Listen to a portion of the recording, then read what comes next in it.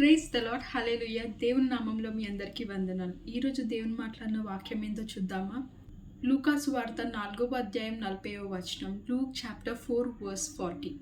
సూర్యాస్తమించుచుండగా నానావిధ రోగముల చేత పీడింపబడుచున్న వారు ఎవరెవరి యొద్ద నుండురో వారందరూ ఆ రోగులను ఆయన యొద్దకు తీసుకొని వచ్చిరి. అప్పుడాయన వారిలో ప్రతి వాని మీద చేతులుంచి వారిని స్వస్థపరచెను. As the sun went down that evening, people throughout the village brought sick family members to Jesus. No matter what their diseases were, the touch of his hand healed everyone.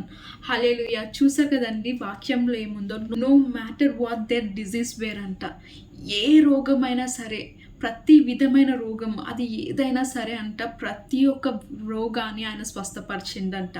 అయితే మన జీవితంలో మనము యూజువల్గా తరచుగా ఒక మాట వింటుంటాం కదండి, ఏంటంటే ఈ రోగం నీకు వచ్చిందా, ఈ వ్యాధి నీకు వచ్చిందా, ఇంకా నువ్వు జీవితాంతం ఇదే వ్యాధితోని ఇదే రోగంతోని నువ్వు జీవితాంతం నీ లైఫ్ని గడపాలి, జీవితాంతం నువ్వు మందులు వాడాలి, జీవితాంతం నువ్వు మెడిసిన్ వేసుకోవాలి, ఇంకా అది నీ జీవితంలో నుంచి వెళ్ళదు, ఇంకా నువ్వు లైఫ్ అంతా అదే వ్యాధితో ఉండాలి, అదే వ్యాధితో బాధపడాలి అని. కానీ వాక్యంలో ఏమనుంది, ఆయన ప్రతి విధమైన జబ్బును నయపరిచిండంట.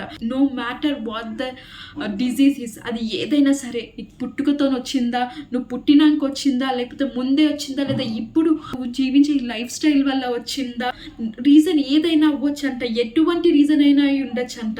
కానీ ఆయన ఏమంటున్నాడంటే ప్రతి విధమైన రోగాన్ని ఆయన స్వస్థపరచబోతుండంట.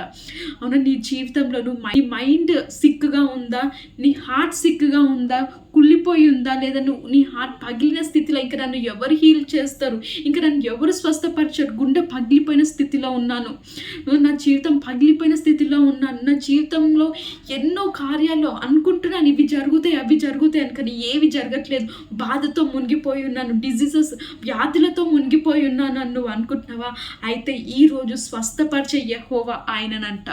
నిన్ను, నన్ను, మనందరినీ, మనకున్న ఏవైతే ప్రాబ్లమ్స్, ఏవైతే వ్యాధులతోని, ఏవైతే సిచ్యువేషన్స్తోని మనము అనారోగ్యపు పాలయ్యున్నామో, మన లైఫ్లో మనల్ని ఎఫెక్ట్ చేసే ప్రతి విధమైన వాటి నుండి ఆయన మనల్ని హీల్ చేయబోతుందంట, స్వస్థపరచబోతుందంట. సో విశ్వాసంతో ఎదురు చూడు, నువ్వు ఈరోజు స్వస్థతను చూడబోతున్నావు. Amen. God bless you all.